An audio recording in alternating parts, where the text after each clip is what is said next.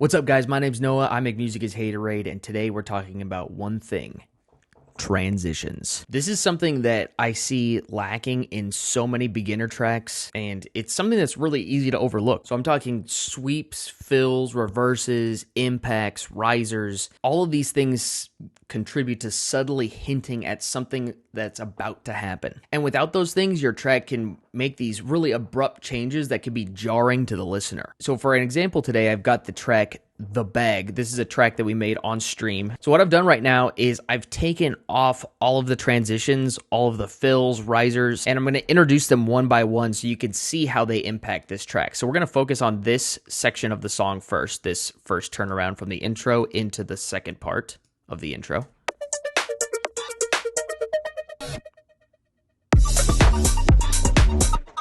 You can feel like there's just like that empty space there, right?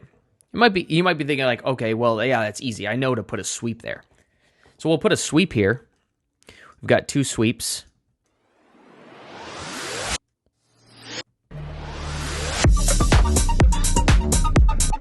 You can see how it sort of guides it right into the next section. But we can also do that with other things like synth fills and drum fills. So coming over here, let's grab our bass fill right here, which we have like a little 808 thing going. Sounds like this. And then let's go grab our drum fill from up in our drum group here. I've got that deactivated, and we'll turn that on. And now you can hear what this transition sounds like now that we have sweeps and fills. Check it out. And it hints to the audience that something's about to change, which it does. We bring in a couple of new elements. We bring the bass back into the kick. It's not high pass anymore, and we bring in a new bass pattern. So another thing that we could use is impacts, and these are usually good for when we have something with bass or like a really high energy section and we need to bring the energy back down. I like to use this impact. I use it in a lot of my tracks. It sounds like this. Sort of trailer-esque. But the reason why I like it is because it has a little bit of a sweep at the beginning of it and sort of whips right into that impact. So I'm going to take it off. I'm going to take off all the effects here as we transition into the build-up.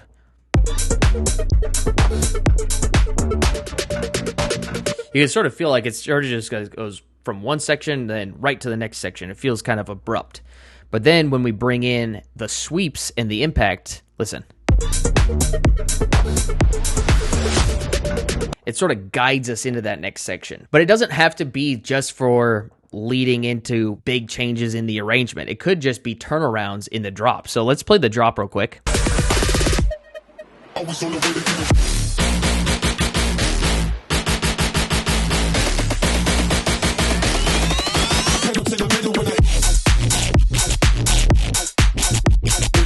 Okay, so these tonal reverses, and they come in at the end too. It's just basically this. And you can make this with pretty much any static tone. I'll show you guys how to do it right here. Let's drop in a sound here. Let's make it simple, just a sawtooth wave. And then we'll print it to audio, freeze track, and flatten. Now all we need to do is just fade this in.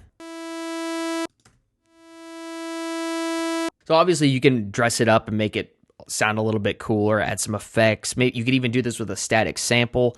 It's a handy trick to sort of push your track into the next phase where it's not as big as a riser and it's not pitching up crazy like a riser or doesn't have so much energy and noise as a sweep, but it's effective in sort of leading the listener into the next section. I use it a lot in the second drop. So let's go over to the second drop here. Listen for him right here. You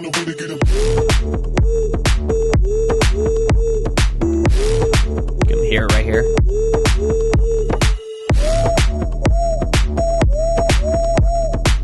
You can even add some reverb to this to have it ring out after it's done.